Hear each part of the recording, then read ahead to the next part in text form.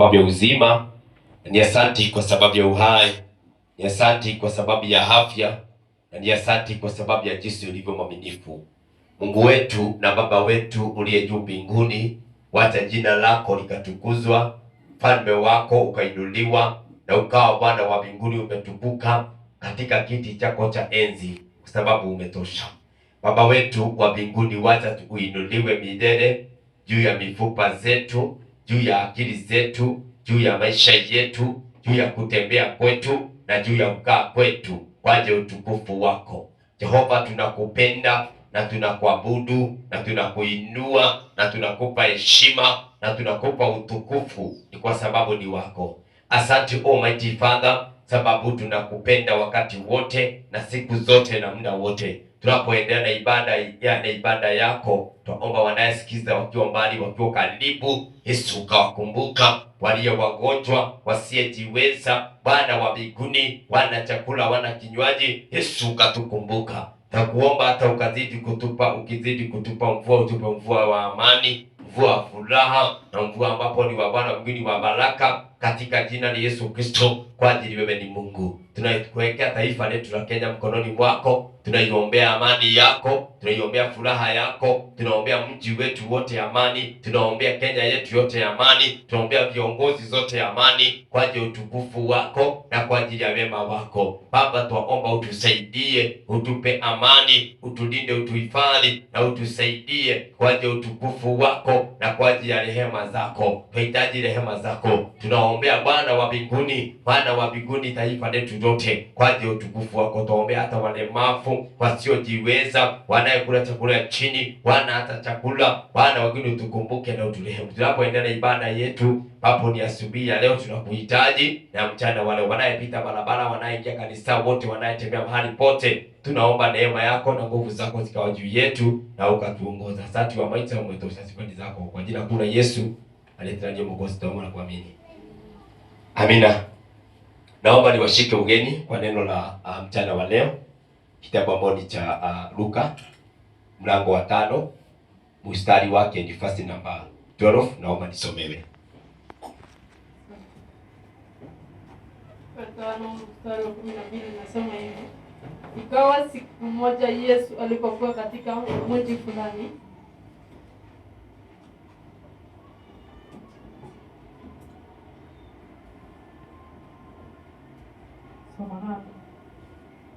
ikawa siku moja Yesu alipokuwa katika mji fulani, mtu mmoja mwenye ukoma mwili mzima akamjia.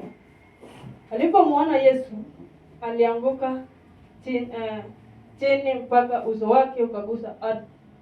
Akamsihi akisema, Bwana, ukitaka waweza kunitakasa. Rudia tena.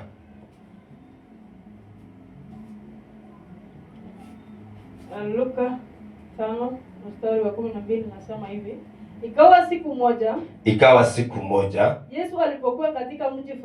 Yesu alipokuwa katika mji fulani, mtu mmoja mwenye ugonjwa mwili mzima akamjia. Alipomwona Yesu, alianguka chini mpaka uso wake ukagusa ardhi.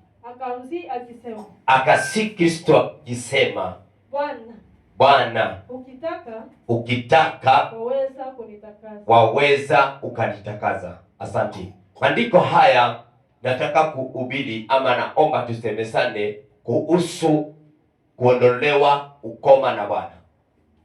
Naomba tusemesane kuhusu kuondolewa ukoma na Bwana. Maandiko haya inasema ni baada ya mtu mmoja katika mji fulani kuwa amekaa na ukoma kwa muda wa miaka mingi.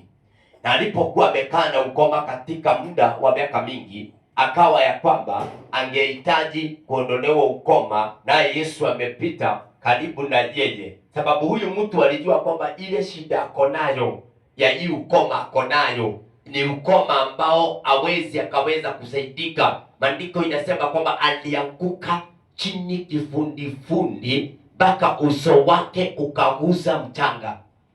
ama uso wake ukaguza ardhi. Ardhi ni kusema kama mahali alianguka palikuwa na matope, uso wake uliguza matope. Kama mahali alikuwa palikuwa na vumbi, uso wake ulijaa vumbi. Kama mahali alikuwa palikuwa na mawe, uso wake uliguza mawe. Maandiko inasema vizuri, akaweza kuguza ardhi.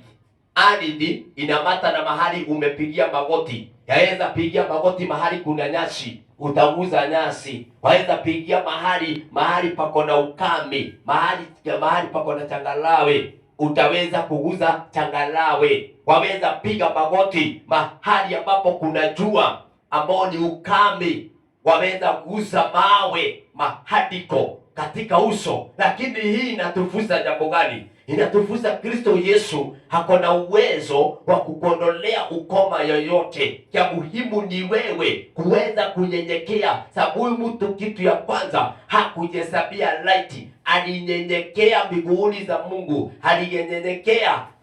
Kupiga magoti ni ishara ya kunyenyekea. Kupiga magoti ni ishara ya kunyenyekea, ni ishara ya kuweza kujikosa, ni ishara ya kuweza kuonekana kwamba unahitaji msaada. Maandiko inasema vizuri, yeye alipiga magoti akanyenyekea. Alipopiga magoti akaona ni vizuri aweze kumuomba Bwana, na akaona ni vizuri aweze kumuita, na akaona ni vizuri aweze kumwambia, ninakusihi, ninakuomba, ninakusihi, ninakuomba uweze kunitakasa, na ninajua uko na uwezo wa kuweza kunitakasa, ninajua uko na uwezo ya kuweza kunitakasa. Aliamini Kristo Yesu ako na uwezo wa kuweza kumtakasa. Hujui kana kwamba wewe ile ukoma uko naye, ukoma ambapo ni wa magonjwa, ukoma ambapo ni wa usherati, ukoma ambapo ni wa kusumbuka na ndoa, ukoma ambapo ni wa umaskini, ukoma ile yote uko nayo. Hujui kana kwamba unaamini Kristo Yesu, baada ya kunyenyekea ndani ya miguuni zake, baada ya kupiga magoti na uso wako uguze ardhi. Uso wako kuguza ardhi ni kusema uondoe kiburi, uondoe kujiona, uondoe kuonekana, ushuke chini sana ili Bwana aonekane. Sababu huyu mtu alishuka chini, Kristo akainuka ndani yake. Heri mtu yule anayeshuka chini, Kristo ainuke ndani yake ili aweze kusaidia ndoa yako. Ndoa nyingi ziko na ukoma, watoto wengi wako na ukoma, familia mingi ziko na ukoma. Ukoma si lazima iwe ni ile ukata vidole ama ukata joint